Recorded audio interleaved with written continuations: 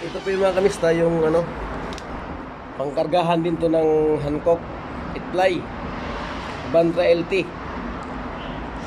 Ito siya. Yan ang Hankook. Matigas to mga kamista. Mga ano to, yung commuter.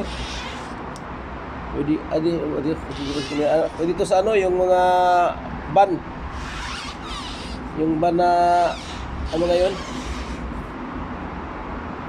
sa sumunod sa commuter, saka yung isa yung Toyota van. So pwede ito mga kamista. Tatlo lang yung ano niya, kaya pinagkaiba doon sa iba. Yun ang apat, ito tatlo yan, no? Tatlo lang yung ano niya sa tubig yun, no? Tatlo lang yun. 1, 2, 3. Marami din sa mga guwet-guwet sa mga trade. Itay sa mga kanista. Ano to, pangkargahan talaga to. Kaya medyo matigas-tigas.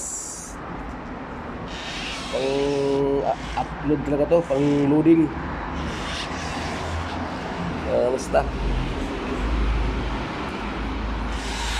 Sinan ko lang kung meron siyang ano. Wala naman siyang nakalagay na ano, inside outside. Basta ang importante lang ang ano ka talaga, compulsory talaga yan na yung ano niya, yung date niya kailangan nakalabas para tingin ng customer kung ilang taon na yung gulong niya, maging aware siya sa magano, di siya mahirapan maghanap. Yan o.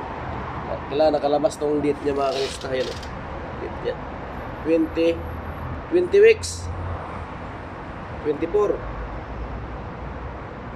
O 5 months to, 5 months. June to June. Mga kanista, June yan. Ito naman,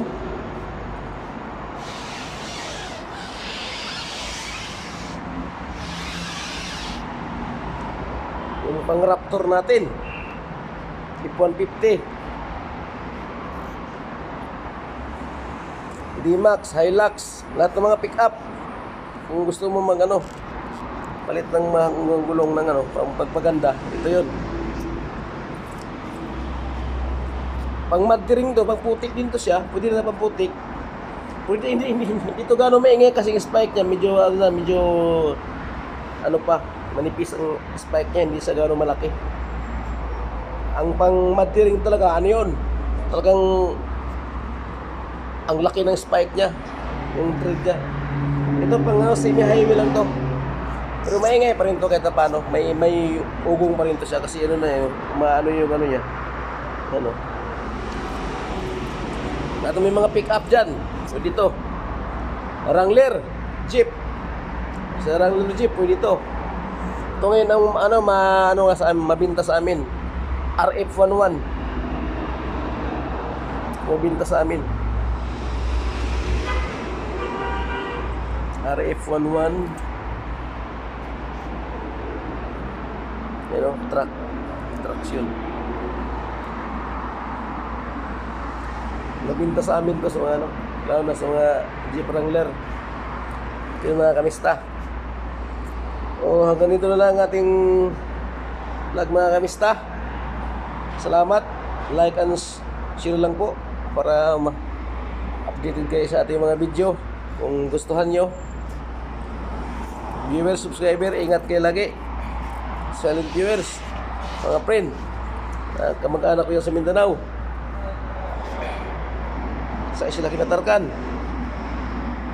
sa Davao City, mga friends ko, mga kakilala,